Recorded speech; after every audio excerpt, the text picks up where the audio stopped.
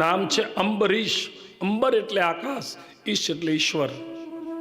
બધે જ ભગવાનને જોવા વાળો સિયા રામ મય સબ જગ જાની, કર હું પ્રણામ જોરી જુગપાની.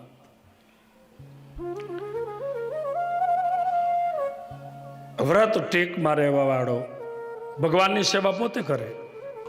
તમારા ઘરમાં ઠાકોરજી જે ભગવાનને તમે સેવતા હોય તો એના માટે ફૂલની માળા તમે બનાવો, ભોજનનો થાળ તમે બનાવો. આ અમરીશ રાજા કાયમ એકાદશીનું વ્રત રહે. આગલા દિવસે એકટાણું નિર્જળ ઉપવાસ, બીજા દિવસે પારણા. અને એકાદશીના પારણા હોય, સાધુ બ્રાહ્મણને દક્ષિણા, ભોજન.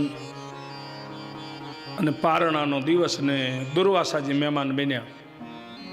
અમરીશ રાજાને થયું, મારા કેવા અહો ભાગ્ય કે આજ મારે એકાદશીના પારણા અને મારા ઘરે બ્રાહ્મણ આવ્યા, જમવાનું આમંત્રણ આપ્યું.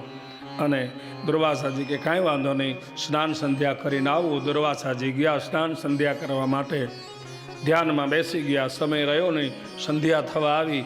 અમરીશ રાજાએ વિચાર કર્યો કે હવે જો દિવસ હાથમાં પહેલાં હું જો પારણા ન કરું તો મારો વ્રતનો ભંગ થાય. બ્રાહ્મણને આમંત્રણ આપ્યું, બ્રાહ્મણને જમાડ્યા વગર જમાય નહીં. હવે તો એને શું કર્યું, એક આચમની જળનું આચમન કર્યું, એટલે પારણા થઈ ગયા ગણાય. અને આ બાજુ દુર્વાસાને થયું કે મારે તો યાર જમવા જવાનું છે, મોડું થઈ ગયું. જલ્દી જલ્દી આવ્યા. અમરીશે બે હાથ જોડ્યા, દુર્વાસાજી સારું થયું આપ આવ્યા. સંધ્યા ઢળવા આવી, મારે આજે પારણાનો સમય હતો, પણ ગુરુદેવ ચિંતા ન કરો, મેં એક આચમની જળ પી લીધું છે એટલે મારા વ્રતનો ભંગ નથી થયો. આટલું અમરીશ બોલ્યો. દુર્વાસાને ક્રોધ ચડ્યો કે બ્રાહ્મણને જમવાનું કીધું અને બ્રાહ્મણને જમાડ્યા પહેલા તું જમવા બેસી ગયો. બ્રાહ્મણનું અપમાન છે. જટામાંથી કૃત્યાને કાઢી અમરીશને મારવા માટે. વ્રત અને તપનો પ્રભાવ, ભગવાનની કૃપા. સુદર્શનથી ભગવાને અમરીશનું રક્ષણ કર્યું. કૃત્યા એની પાછળ સુદર્શન. અપરાધ કોને કર્યો? દુર્વાસાજીએ.